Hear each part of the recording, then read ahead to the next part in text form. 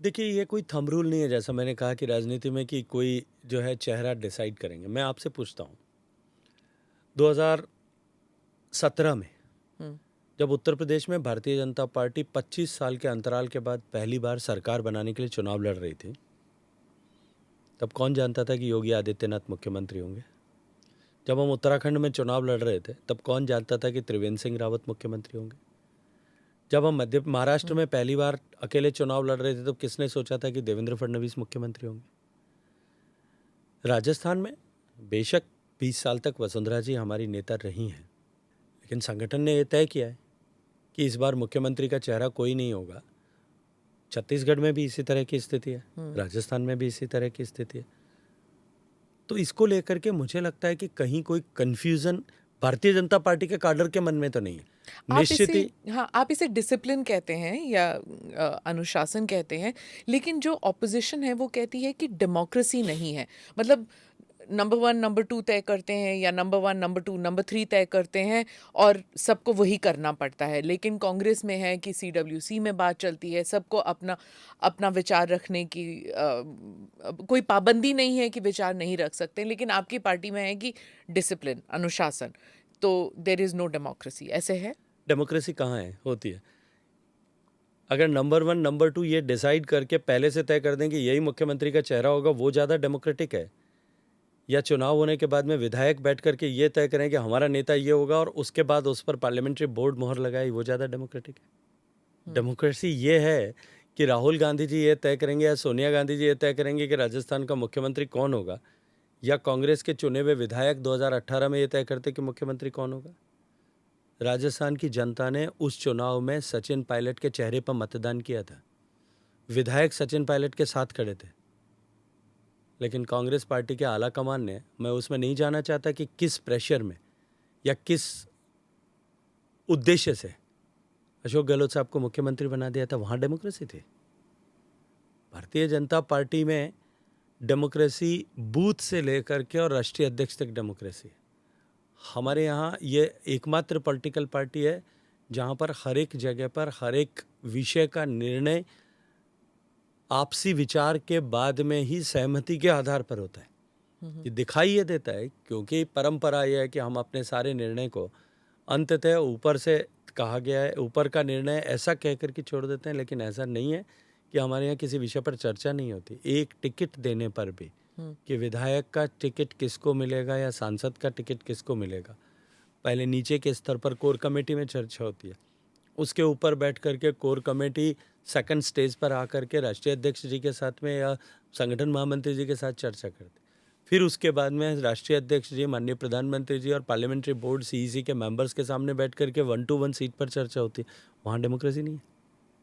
इससे ज़्यादा और क्या डेमोक्रेसी किसी पॉलिटिकल पार्टी में हो सकती है? एक कांग्रेस पार्टी अगर डेमोक्रेसी की बात करती है, मुझे लगता है कि इससे ज़्यादा हास्यास्पद कुछ भी नहीं हो सकता। क्योंकि जैसे कर्नाटका में जब चुनाव हुए थे, तो उस वक्त किसी को पता नहीं था कि सिद्धरामैया जी बनेंगे या DK शिव कुमार बनेंगे। फिर अल्टीमेटली पार्टी हाईकमांड के पास पहुंच गए। तो सीक्वेंस वही लगता है, लोगों को बाहर बैठ के यही लगता है कि सारी पार्टियों में भी तो यही चलता है कि अल्टीमेटली पार्टी आला कमान डिसाइड करती है कि कौन बनेगा।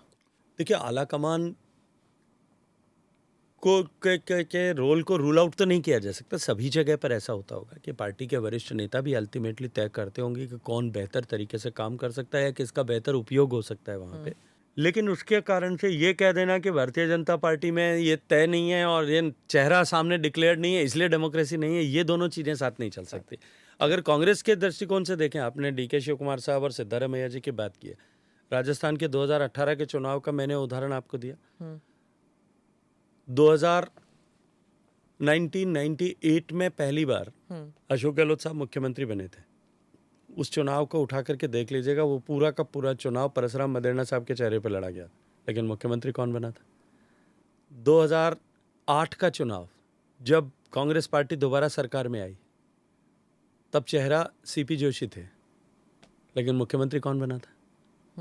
इसलिए कांग्रेस पार्टी को तो ये कहने का बिल्कुल अधिकार भी नहीं है कि वो ये कहें कि हमारे यहाँ पे डेमोक्रेसी है। उनके यहाँ तो जोड़ तोड़ के अलावा और कुछ भी नहीं है।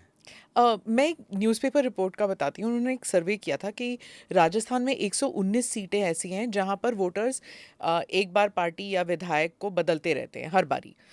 तो इस हिसाब से अगर गिने तो बीजेपी की 60 सीटें फिक्स हैं और 21 सीटें कांग्रेस की तरफ जाती हैं, यानी कि 81 सीट्स पर बीजेपी और कांग्रेस को मेहनत करनी पड़ती है। उनका 1-to-1 मुकाबला होता है। क्या ये सही है एनालिसिस? देखिए, पॉलिटिक्स में इस तरह का कोई एनालिसिस, जैसा मैंने कहा, पॉलिटिक्स में कोई थंब रूल नहीं होता, ऐसा रूल नहीं हो सकता। हाँ, विधायक बदलती हैं, हाँ, लेकिन विधायक में पार्टी अगर अपना कैंडिडेट बदल दे तो बात वो भी अपने सही। आप प्रपोजिशन बदल जाएगा। कितना इम्पोर्टेंट होता है देखिए, कैंडिडेट? निश्चित रूप से कैंडिडेट इंपॉर्टेंट होता ही है। जितना छोटा चुनाव है उतना ही ज़्यादा कैंडिडेट इंपॉर्टेंट होता ही है। सांसद के चुनाव से बजाय विधानसभा के चुनाव में कैंडिडेट ज़्यादा इंपॉर्टेंट होता है। उससे नीचे चला जाए तो पार्षद का चुनाव में कैंडिडेट और भी ज़्यादा महत्वपूर्ण होता है। गांव में सरपंच का चुनाव सबसे कठिन चुनाव होता है और वार्ड पंच का चुनाव दुनिया का सबसे कठिन चुनाव होता है। विधानसभा में निश्चित रूप से होता है। प्रत्याशी की छवि, उसका आचरण, उसका व्यवहार, उसका बैकग्राउंड निश्चित रूप से मैटर करता है। लेकिन एक जनरल जो वेव जो चलती है, तब निश्चित रूप से जनता जब बदलने के लिए वोट करती है, जब सरकार बदलने के लिए वोट करती है, तब उसका परिणाम बहुत डिफरेंट होता है। आप देखिए, आप क्योंकि राजस्थान में हर 5 साल में सरकार बदलने का दौर पिछले 30 साल से चल रहा है, लेकिन जब जब भारतीय जनता पार्टी सरकार से बाहर गई, तब तक हम बहुत छोटे से बहुमत से अंतर से हारे हैं। पिछले बार जैसा मैंने कहा, हम मात्र आधा प्रतिशत से कम अंतर से हारे थे। 2008 में जब हम सरकार से बाहर हुए थे, तब भी अंतर हमारा 1% से कम था। लेकिन जब सरकार भारतीय जनता पार्टी की बनती है, तब 2003 में 120 सीट आती है, 2013 में 163 सीट आती हैं और 2023 में भी हम उस बहुमत के आंकड़े को भी पार करने की स्थिति में आज खड़े। इसलिए जनता अब की बार इनकी नाकामी से खफा होकर के इस हालात को बदलने के लिए जब वोट करती है, तब बहुत सारी चीज़ें गौण हो जाती हैं और जनता सिर्फ और सिर्फ बदलाव के लिए वोट करती है। और अभी राजस्थान में वही परिस्थिति। अभी मुख्यमंत्री जी गहलोत ने कहा कि बिहार की तरह वे भी राजस्थान में जातिगत सर्वेक्षण करेंगे। तो मैं कास्ट इशू पर आती हूँ कि क्या आप कह रहे थे कि कैंडिडेट इम्पोर्टेंट होता है? क्या कैंडिडेट का कास्ट, कैंडिडेट की जाति भी इन्फ्लुएंस करती है राजस्थान के पॉलिटिक्स को? देश का कौन सा प्रदेश है जहाँ नहीं करती? शहरी सीटों को छोड़ दीजिए, बाकी सभी जगह करती है और राजस्थान में भी निश्चित रूप से करती है, निश्चित रूप से करती है। लेकिन जो कुछ माननीय मुख्यमंत्री जी ने कहा है और जो कुछ उन्होंने कहा है, कास्ट सेंसस तो कर नहीं सकते क्योंकि सेंसस तो सेंट्रल का सब्जेक्ट है, सर्वे करके वो सर्वे कर रहे हैं। इतिहास गवाह है कि कांग्रेस की स्थापना जो है वो अंग्रेजों ने की थी, A.O. ह्यूम साहब ने की थी। उस समय का उद्देश्य क्या था, क्या कारण था, उसके मैं नहीं जानना चाहता। लेकिन अपने संस्थापकों से कांग्रेस पार्टी के लोगों ने, कांग्रेस के DNA में एक चीज़ अवश्य आई है और वो है बांटो, फूट डालो और राज करो। पहले मज़हब के आधार पर बांटा, अमीर और गरीब के नाम पर बांटा, ऊंचे और नीचे के आधार पर बांटा, जातियों के आधार पर अपनी लाभ के लिए, राजनीतिक महत्वाकांक्षाओं को प्राप्त करने के लिए समाज को बांटने का काम किया। और अब उससे भी आगे बढ़ करके विद इन क्लास भी उसको बांटने का काम जो है वो ये कांग्रेस पार्टी कर रही है। ये एक नई शुरुआत इन्होंने की है। मुझे लगता है कि इन सब की के बजाय अगर हम इस बदलाव के दौर में, जब देश ट्रांसफॉर्मेशन के दौर पे है, तब हम इनसे ऊपर उठ करके इनको एलिमिनेट करने या इन दूरियों को डाइल्यूट करने के लिए काम करें, उसकी आवश्यकता है। उस समय में हम और अधिक इन दूरियों को बढ़ाने के लिए काम कर रहे हैं। ये देश के भविष्य के लिए बहुत अच्छा नहीं होगा। नमस्कार, मैं हूं मानक गुप्ता।